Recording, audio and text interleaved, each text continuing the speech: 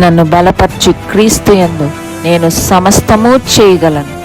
దేవుడు మన పక్షమునుండగా మనకి విరోధి ఎవడు? ఆమేన్, ఆమేన్. ప్రైజ్ లార్డ్ అండి, అందరికీ ప్రైజ్ లార్డ్. హల్లెలూయా. Thank you Jesus, thank you lord. కీర్తనలు 22వ అధ్యాయం. కీర్తనలు 22వ అధ్యాయం మొదటి వచనం చదివి 15 నుండి 20 వచనాలు చదువుకుందాం. 15 నుండి 20.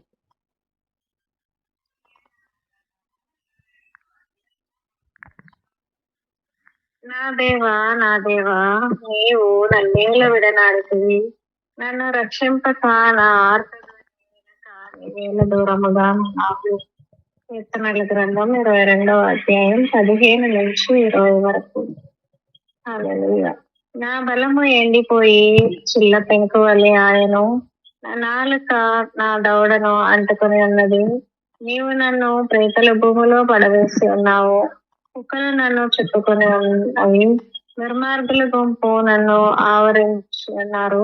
వారు నా చేతులను నా పాదములను పొడిచి ఉన్నారు. నా ఎముకలన్నీ నేను లెక్కింపగలను.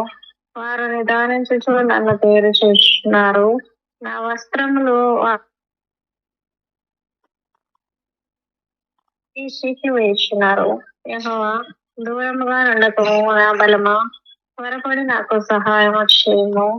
ఖడ్గము నుండి నా ప్రాణమును, కుక్కల బలము నుండి నా ప్రాణమును తప్పింపుము. హల్లెలూయా. ఈ కీర్తన భాగం మనకి దావీదు రాసినట్టుగా తెలుస్తుంది కదా. తాను ఉన్న పరిస్థితుల్లో, అంటే దావీదు గారు ఫేస్ చేస్తున్న ఒక్కొక్క సిచ్యువేషన్ని బట్టి ఆ రోజు ఆ మాటలు పలుకుతూ ఉన్నారు. కానీ ఒక ప్రవచనాత్మకమైన ఒక కీర్తన ఇది.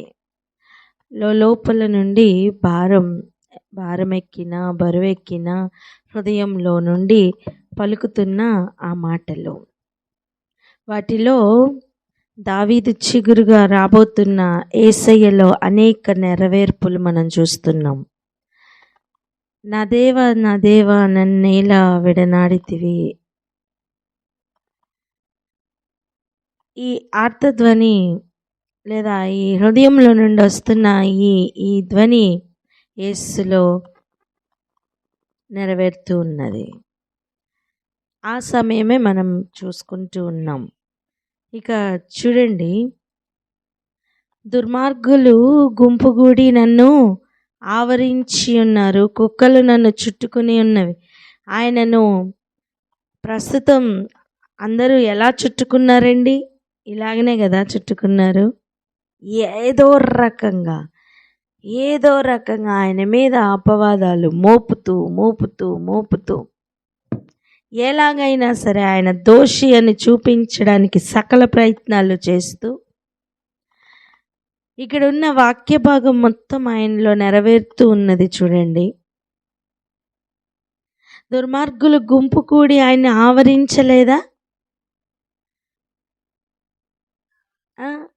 నిజంగా కుక్కల గుంపు కూడి మొత్తం చుట్టూ ఆవరించి ఉండి అలా అరుస్తుంటే ఎలా ఉంటుందో, ఆయన చుట్టూ చేరి అలాగనే అరుస్తున్నారండి. ఇంకా 16వ వచనం చూడండి, కుక్కలు నన్ను చుట్టుకొని ఉన్నవి, దుర్మార్గులు గుంపుగూడి నన్ను ఆవరించి ఉన్నారు. వారు నా చేతులను నా పాదములను పొడిచి ఉన్నారు. ఆయన చేతులు పాదాలు పొడిచారా లేదా? పొడిచారు. వాళ్ళు ఎంతగా ఆయన అంటే ఆ నెరవేర్పు కొంచెం మనం గమనించగలం. చూడండి, నా ఎముకలన్నీ నేను లెక్కింపగలను. వారు నిదానించుచు నన్ను తేరిచుచున్నారు.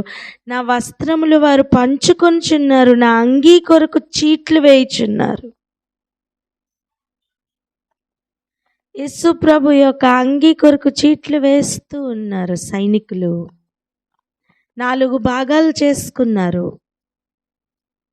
యెహోవా, దూరముగా ఉండకుము. నా బలమా, త్వరపడి నాకు సహాయం చేయము. పలుకుదామా మాట, నా బలమా త్వరపడి నాకు సహాయం చేయము. హల్లెలూయా. శరీరంలో ఉంటుండగా మొర పెడుతున్న ఒక మొర ఇది.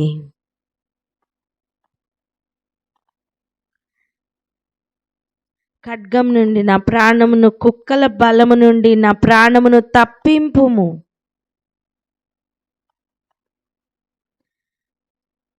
నిజంగా ఈ ప్రతి వాక్య భాగం యేసులో నెరవేరినాయి. వారి బలము నుండి వారు అనుకుంటున్నారు, వారి మాటలకు, వారి కేకలకు, వారి అరుపులకు, వారి నిందలకు, వారి అవమానాలకు యేసు ప్రభు చలించిపోయారని, వారి సిలువ వేశారని వారు అనుకుంటున్నారు. నిజమే, వాళ్ళు వేసి ఉండొచ్చుగాక, కానీ వారి బలమునకు, కుక్కల బలమునకు ఇలాగనే బలి అయిపోతున్న అనేక మందిని విడిపించడానికి యేసు ప్రభు ఆ సమయం పొందుతున్న అధికారం వారికి తెలీదు.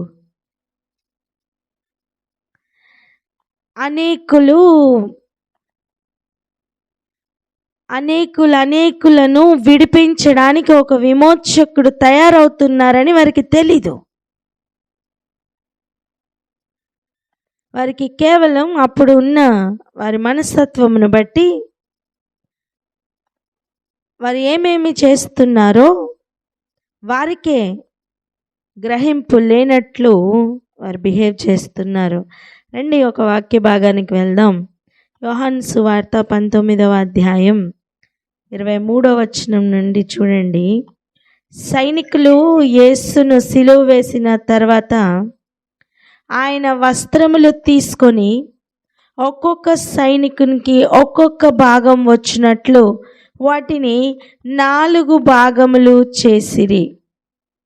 ఆయన అంగీని కూడా తీసుకొని, ఆ అంగీ కుట్టు లేక పైనుండి యావత్తు నేయబడినది గనుక వారు దానిని చింపక అది ఎవనికి వచ్చునో అని దానికోసము చీట్లు వేయుదమని ఒకరితో ఒకరు చెప్పుకొనిరి.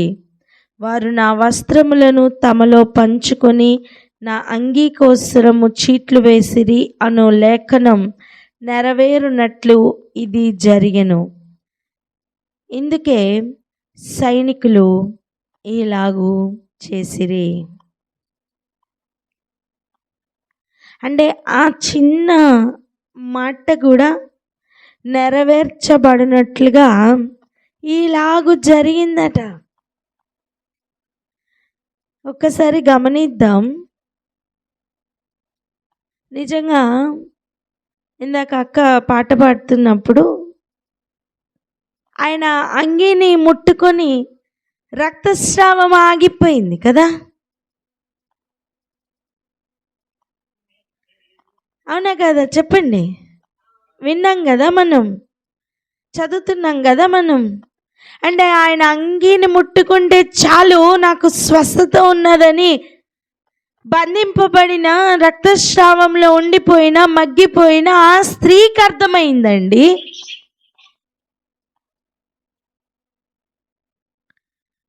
ఆయన అంగీని ముట్టుకోగానే ప్రభావం ఆయనలో నుండి వెళ్ళిన విషయం ఆయనకు అర్థమైందండి. అంటే వస్త్రము కూడా ఏం సింపుల్ కాదు అని మనకు అర్థమవుతుంది.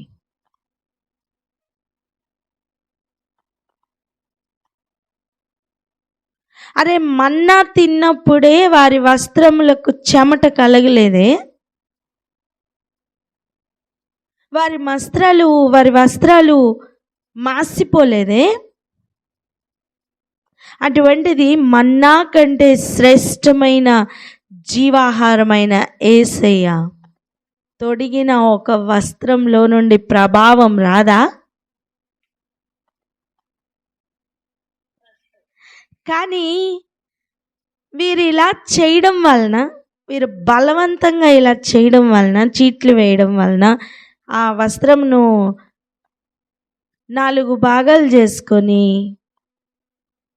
ఒక్కొక్క భాగం తీసుకొని వారు ఇలా చేయడం వలన వారికి ఏమైనా స్వస్థత కలుగుతుందా? లేదు. రెండిటికి వ్యత్యాసం ఉంది. వీరు కుక్కల గుంపు వలె చేస్తున్నారు, కానీ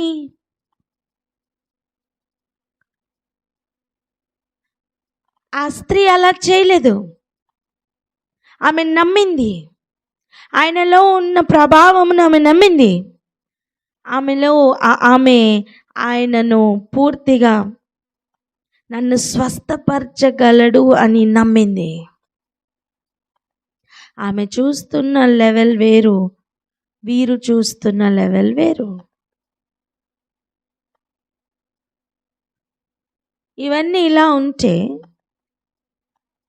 మనకు వస్త్రములు ఇవ్వడానికి ఆయన వస్త్రములను కోల్పోయారు. అఫీషియల్గా ఆయన పెండ్లి కుమారుడుగా ఆయన రాబోతున్నారు. ఆయన ఇంతగా ఆయన అవమానింపబడడానికి తాను అప్పగించుకున్నారు. ఆయన ఇంకా మన కొరకు ఎన్ని చేశారండి, ఎన్ని చేశారు. మనము ఆయన కొరకు ఏం చేస్తున్నాం?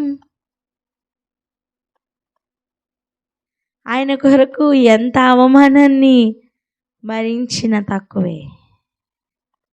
చెప్పండి ఒకరితో ఒకరు, ఆయన గురించి ఎంత అవమానం భరించిన తక్కువే అని.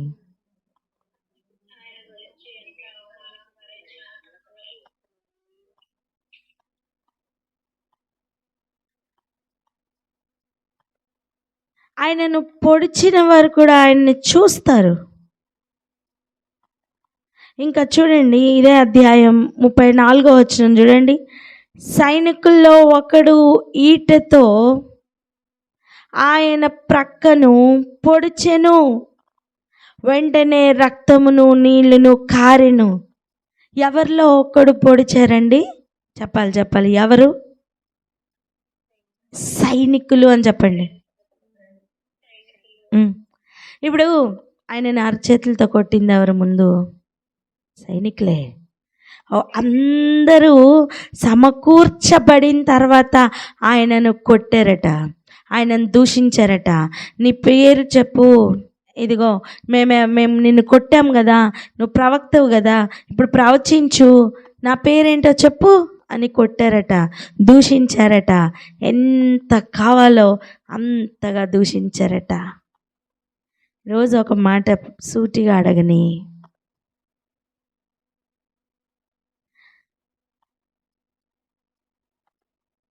ఇష్టపూర్వకంగా ఆయన సన్నిధికి చేరుతున్న సైనికుడుగా నువ్వు మారుతావా?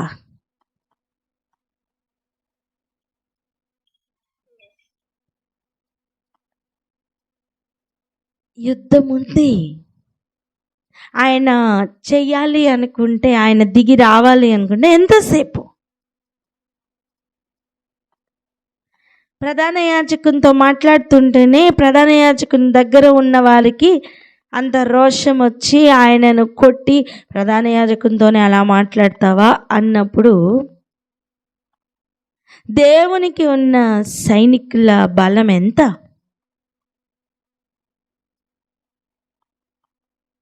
మనుష్య కుమారుడు తలుచుకుంటే ఒక్క దూత గనక వచ్చి పోరాడితే ఒక్క మనిషైనా నిలబడతాడా అక్కడ?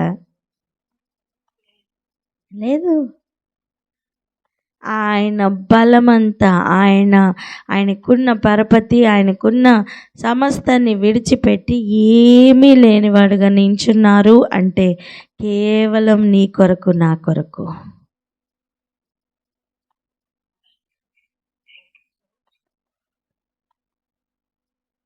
మనమేమో ఏదో ఉన్నాదనుకుని ఫీల్ అవుతాం.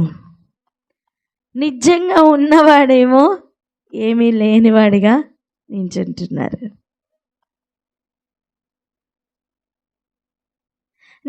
ఇక్కడ నుంచి ఏ అతిశయమైనా మన బట్టి కాదు, ఆయన్ని బట్టి అతిశయపడదాం.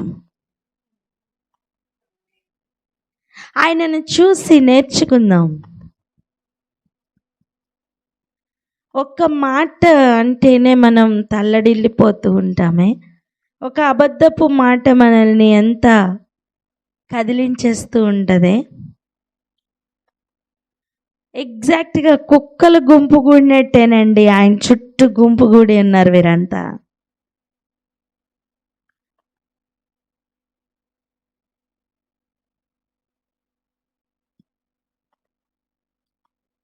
వస్త్రాలు పట్టుకొని భాగాలు వేసుకొని ఆ రకంగా వాళ్ళు చేస్తున్నారు. ఇంకొక సైనికుడు వస్తున్నాడు, పక్కలో పొడుస్తున్నాడు.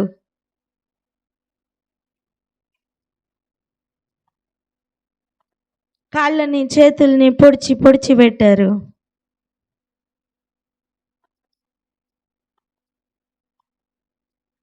ఇంతగా ఆయనని అవమానిస్తున్న సైనికులు ఒకవైపు ఉంటే, ఆయన కొరకు నిలబడే సైనికుడిగా నువ్వు నేను తయారవ్వాలి. ఆమె నేను చెప్పరే.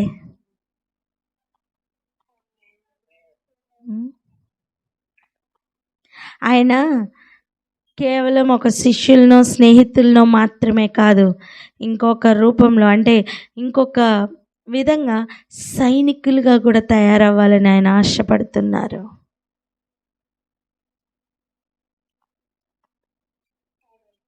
ఆయన పిల్లలుగా పరిపూర్ణులు కావాలి, ఆయనకు స్నేహితులుగా పరిపూర్ణులు కావాలి, ఆయనకి శిష్యులుగా పరిపూర్ణులు కావాలి, ఆయనకు సైనికులుగా పరిపూర్ణులు కావాలి,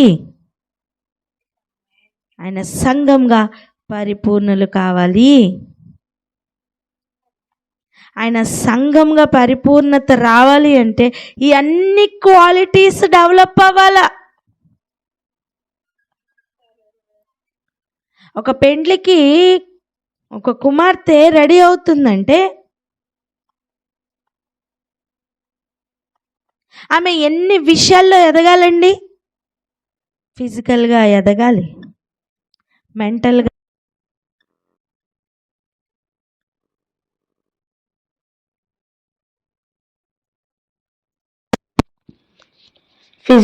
ఎదగాలి, అన్ని విషయాల్లోనే ఎదగాలి కదా. ఇంటిళ్ళ పాదికి ఆహారం సిద్ధపరిచే విషయంలో ఎదగాలి,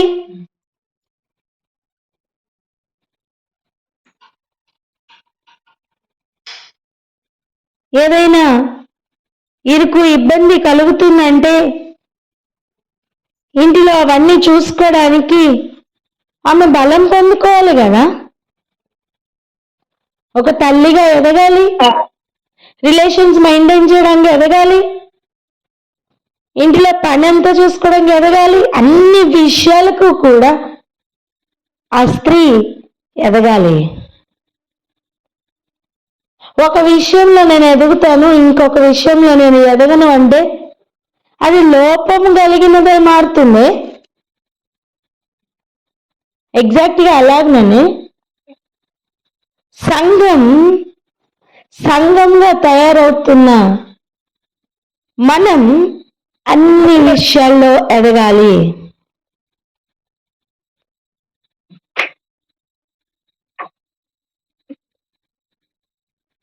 ఆయన అన్ని విషయాల్లో ఎదగడం కోసమే ఆయన అన్ని విషయాల్లో అవమానం పొందారు. మనం బలం పొందుకోవడానికి ఆయన బలమును పణముగా పెడుతున్నారు.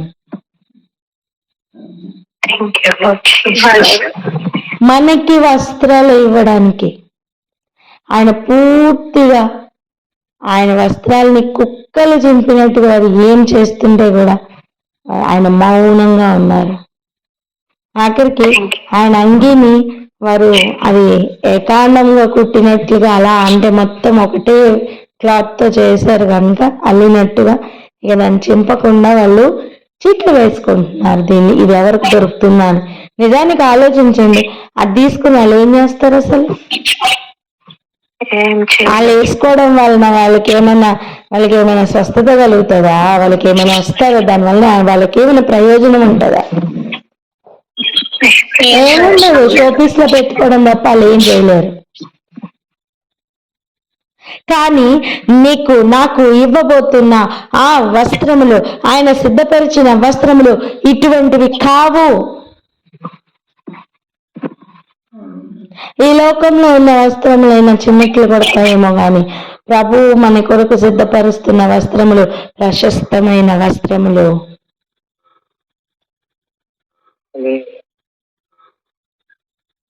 ఎంతో శ్రేష్టమైనవండి. మనం అక్కడికి వెళ్ళిన తర్వాత మనకు అర్థమవుతుంది, అరే ఇంత ఇంత గొప్పగా ప్రభు ప్రణాళిక ఉన్నదా, అయ్యో భూమి మీద ఉన్నప్పుడే నాకు ఎందుకు అర్థం కాలేదు అని సిగ్గుపడి ఉండే ఆ పరిస్థితులు ఉంటాయి కదా. ఇంకొక అవకాశం ఏంటో మళ్ళీ వెళ్ళి జయించి వస్తాను అని ఆలోచన కలగచ్చు, కానీ సమయం ఉండదు, అవకాశం ఉండదు. ఈ మాటలు వింటున్నప్పుడే ఆలోచిద్దాం, ఏ ఏరియాలో మనం ఇంకా ఆయనకు నమ్మకంగా మారలేకపోతున్నామో. ఆయన అన్నిటికీ సమర్థుడుగా ఉన్నారు. ఎక్కడ బలం సరిపోవట్లేదో అక్కడ దిగి ఆయనను అడుగుదాం, ప్లీజ్ ప్రభువా ఈ ఏరియాలో నాకు బలం చాలట్లేదు,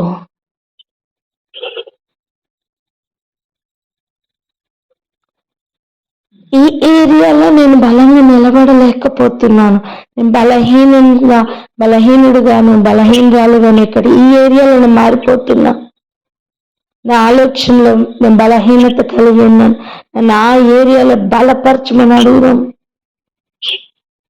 అది గ్రహించిన పౌలు గారే చెప్తున్నమాట, నేను ఎప్పుడు బలహీనున్నో అప్పుడే బలవంతుడు. ఎందుకు వచ్చిందండి బలం? బలహీనతలో బలం ఎలా వస్తుంది? యేసయ్య నింపితే వస్తుంది. ఆమేన్. అరచేతుల్లో కూడా బలం కలిగిన దేవుడు ఆయన. ఆయన తాకితే కూడా చాలు బలం వస్తుంది తెలుసా. ఆయన అరచేతుల నుంచి ఏమొస్తున్నాయి? కిరణాలు వస్తున్నాయి. అవి ఎటువంటివి తెలుసా? జస్ట్ ఆయన చేయి పట్టుకుని అలా ఒకసారి అంటే చాలు,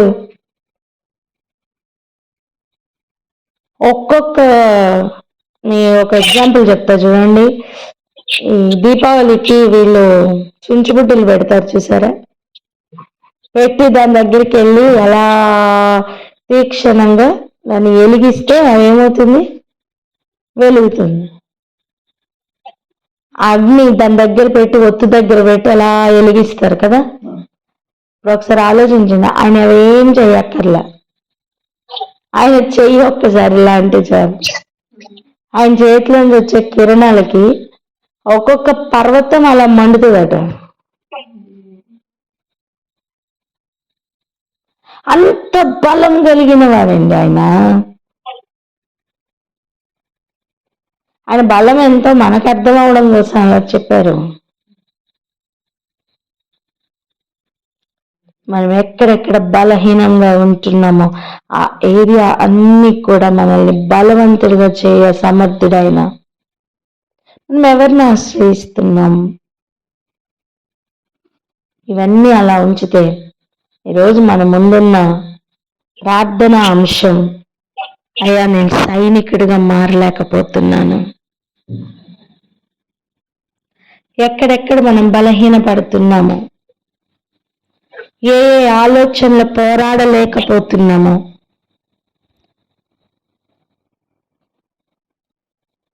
ఈరోజు ఆలోచన చేసుకొని ప్రార్థన చేసుకుందాం. ఎవరైనా ప్రార్థన అందుకోండి.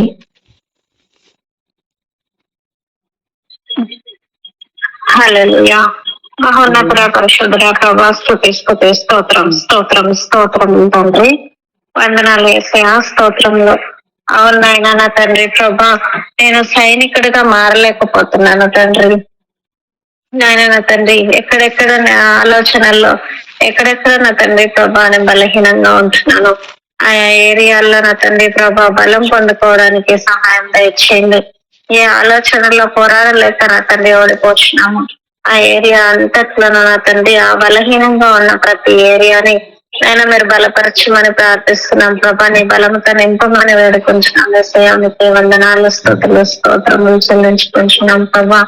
మీకే స్తోత్రములు తండ్రి. ఆయన తండ్రి ప్రభా, ఆయన మీ శిష్యులుగాను మీ స్నేహితులుగాను ఆయన తండ్రి ప్రభా మీ యొక్క సైనికులుగాను తయారవ్వాలన్నది, ఆయన సంఘం పరిపూర్ణతలకు రావాలన్నదే మీ ఆశ అయింది ప్రభా. ఆయన తండ్రి అన్ని విధాలుగా మేము ఎదగాలి, ఫిజికల్ గా మెంటల్ గా అన్ని ఏరియాల్లో కూడా మేము ఎదగడానికి సహాయం దయచేయండి తండ్రి. మీకు వందనాలు చెల్లించుకుంటున్నానయ్యా. స్తోత్రములు సమర్పించుకుంటూ ఒక్కొక్కరం ఒక్కొక్క సైనికులుగా తయారవడానికి ఇష్టపూర్వకంగా నా తండ్రి ప్రతి ఒక్కరము సైనికులుగా సిద్ధం అవడానికి విశేషమైన కృప మాకు ఇమ్మని సాములు అడుగుతున్నాం తండ్రి. ఆమేన్. ఓ మాట చదువుకుందాం రండి. తిమోతికి రాసిన 2వ పత్రిక 2వ అధ్యాయం 11-12 వచనాలు ఒకసారి చదువుదాం.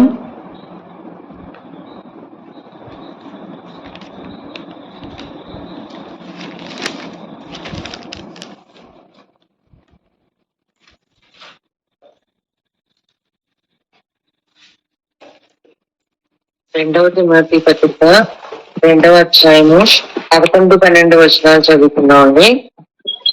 ఈ మాట నమ్మదగినది ఏదనగా మనం ఆయనతో కూడా చనిపోయిన వారం అయితే ఆయనతో కూడా బ్రతుకుతుము, సహించిన వారం అయితే ఆయనతో కూడా ఎలుగుము, ఆయనను ఎరుగుమంటే మనలను ఆయన ఎరుగునను. హల్లెలూయా. ఎటువంటి మాటలు చూసారా? ఈ మాట అంట ఎటువంటిదండి? నమ్మతగినది. మనకు అనిపించవచ్చు ఆయన కొరకు నిలబడితే ఏమొచ్చిందండి అని. ఏమొస్తుందో తెలుసా? ఆయనతో కూడా చనిపోయిన వారమైతే మనం ఏమవుతాం? మరలా ఆయనతో కూడా బ్రతుకుతామండి. ఇంతకంటే ఏం కావాలి? హల్లెలూయా. ఆయనతో కూడా సహించిన వారమైతే మనం ఏం చేస్తాం? ఏలుబడి చేస్తామట. ఇప్పుడు చెప్పండి, ఈ మాట ప్రకారం ఆయన అవన్నీ ఎందుకు సహిస్తున్నారు? ఏలుబడి చేయడానికి అధికారం దొరుకుతుంది ఆయనకి. హలో, గ్రహిస్తున్నామా? ఆయన ఇంత అవమానాన్ని ఇంత బాధను ఎందుకు సహించారంటే ఏలుబడి చేయడానికి.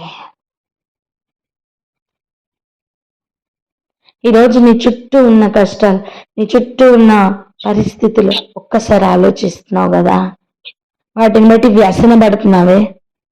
అలా కాకుండా ఆయనతో కూడా ఉన్న అనుభవం, ఆ అనుభవంలో ఒక్కసారి సహించి చూడు, ఆయనతో పాటు ఏలుబడి చేసే అనుభవంలోకి ఖచ్చితంగా వెళ్తాం. జయించడము అంటే వేరండి. జయించడము అంటే ఖడ్గం పట్టుకుని అందరినీ చంపేయడం కాదు. జయించడము అంటే నోరుంది కదా అని ఏది పడితే అది మాట్లాడటం జయించడం కాదు.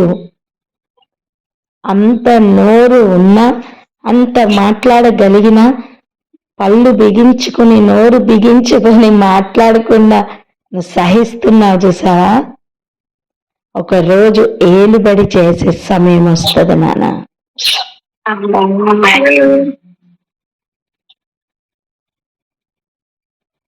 ఆయనను ఎరుగమంటే మనలను ఆయన ఎరుగను అనును. ఈరోజు నువ్వు ఆయనను ఎరిగిన స్థితిలో ఉన్నావా, ఎరుగను అనే స్థితిలో ఉన్నావా? ఒక్కసారి ఆలోచించు. అందుకే చూడండి 13వ వచనం, మనం నమ్మదగని వారమైనను ఆయన నమ్మదగిన వాడుగా ఉండును. ఆయన తన స్వభావమునకు విరోధముగా ఏది చేయలేడు.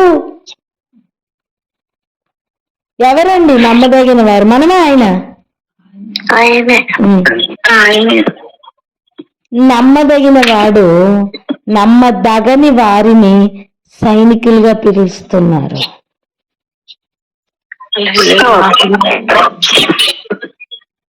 అందుకే 2వ వచనం చూడండి, క్రీస్తు యొక్క మంచి సైనికుని వలె నాతో కూడా శ్రమను అనుభవించుము. ఇదే అధ్యాయం 2వ వచనం 3వ వచనం చూడండి, క్రీస్తు యొక్క మంచి సైనికుని వలె ఏం చేయాలట? నాతో కూడా శ్రమ పెట్టుము అనుందా? శ్రమను అనుభవించుము. మీకు అర్థమవుతుందా? శ్రమ అనుభవించడానికి కూడా ఒక సైనికుని యొక్క మనస్తత్వం కావాలి.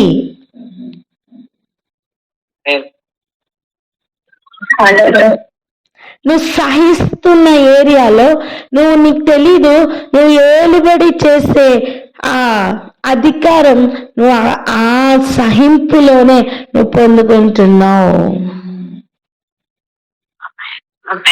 ఎందుకండి సహించాలి? ఎందుకండి అనకుండా ఉండాలి? మాటకి మాట సమాధానం ఇవ్వాలి అనిపిస్తూ ఉంటుంది చూసా. లోపల నిందలు అవమానాలు అనవసరమైన మాటలు పలుకుతున్నప్పుడు ఇలా అనేయాలి, అలా అనేయాలి. ఒక్కసారి వాటిలో బయటకు వచ్చేద్దాం. చెప్పండి, పక్క వారితో బయటకు వచ్చేద్దామని. ఈ లోకంలో ఉన్న సైనికులకి ఉన్నంత పవర్ ఇంకెవరికైనా ఉంటుందా? ఆ పవర్ అంతా ఉపయోగించి సహిద్దాం అంటున్నారు. మీకు అర్థమైందా? ఆ పవర్ అంతా ఎంతటి పవర్ అండి? షూటెడ్ సైట్ ఆర్డర్స్ కూడా వాళ్ళకు ఉంటాయి. అంత పవర్ ని కూడా ఉపయోగించి శ్రమను అనుభవిద్దాం, సహిద్దాం అంటున్నారు. ఎందుకు? యుగ యుగాలు ఏలుబడి చేసే అధికారం కొరకు.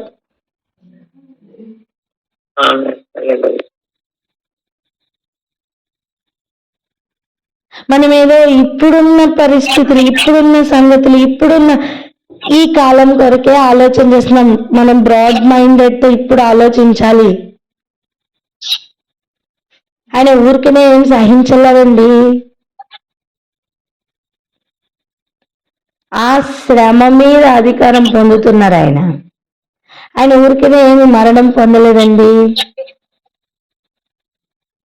మరణంకు తగిన హేతువేది లేకపోయినా ఆయన మరణం పొందినది ఆ మరణాన్ని జయించడానికే. అందుకే రాస్తున్నారు, మనం ఆయనతో కూడా చనిపోతేనే మనం ఆయనతో కూడా బ్రతికే అనుభవం వస్తుంది. సో ఆయనతో పాటు శ్రమ అనుభవించే అనుభవం కావాలి అంటే నువ్వు అక్కడ ఏ స్వభావంలో పరిపూర్ణత పొందాలి? సైనికుడు. చెప్పండి, సైనికుడు.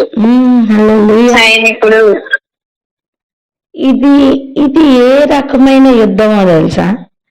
సైన్యములకు అధిపతి అయిన యెహోవా యొక్క సైన్యం భూమి మీద సిద్ధపడితే ఆ భూమి మీద ఉన్న మనుషుల్లో నుండి దేవుడు సిద్ధపరచుకున్న సైనికుల యొక్క స్వభావం ఇలా ఉండాలి. ఎందుకు అంటే ఈ మాట చదివేరా? 13వ వచనంలో ఆఖరి మాట చూడండి, తన స్వభావమునకు విరోధముగా ఏది చేయలేరు.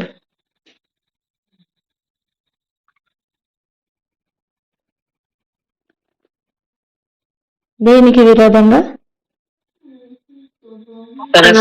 స్వభావానికి విరోధంగా ఏది చేయలేరు. సో ఆయన స్వభావంను బట్టి ఆయన ఈ మాటలు చెప్తున్నారు. నువ్వు ఈ లోకంలో ఉన్న సైనికుడిగా ఉంటే మేబీ ఎన్ని సంవత్సరాలు సైనికుడిగా ఉండొచ్చు? ఎన్ని సంవత్సరాలండి సైనికుడిగా ఉండొచ్చు చెప్పండి? నీకు ఆ ముద్ర పడుతుంది నువ్వు సైనికుడివి అని. పోనీ ఆ పదవి లేదా ఆ డిజిగ్నేషన్ లో ఎంతకాలం కంటిన్యూ అవుతూ? 2000 సంవత్సరాలు ఉండడానికి అవకాశం ఉందా? లేదు. కానీ యుగ యుగాలు నువ్వు ఆయనతో పాటు ఏలుబడి చేస్తూ జీవించి ఉంటూ ఏది ఎక్కువ? సో ఆయన ఒకసారి ఆలోచించండి. పాస్ట్, ప్రజెంట్, ఫ్యూచర్ అన్ని ఆయనే. వర్తమాన, భూత, భవిష్యత్ కాలాల్లో ఉండేవాడు ఆయనే. ఇప్పుడు పాస్ట్ లో దావీదు గారు ఆ అనుభవంలో ఉన్నారు కనుకనే ఆ మాటలు రాశారు, ఆ మాటలు పలికారు. అవునా? ఉన్నవాడైన యేసే జీవితంలో నెరవేరే.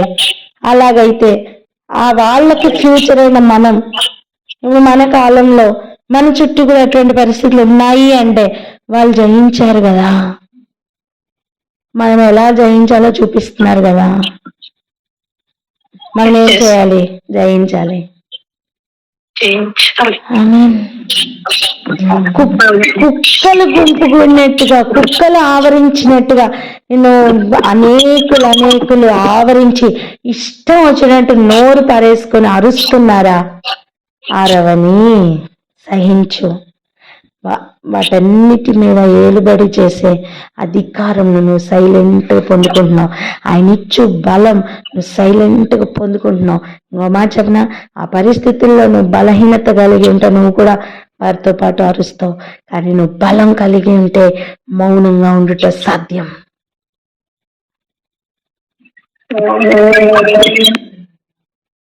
ఆయన ఇచ్చు బలం, ఆయన పొందు బలంను, ఆయన పొందు అధికారంను పొందుటకు నిన్ను బలవంతుడిగా చేసే బలం.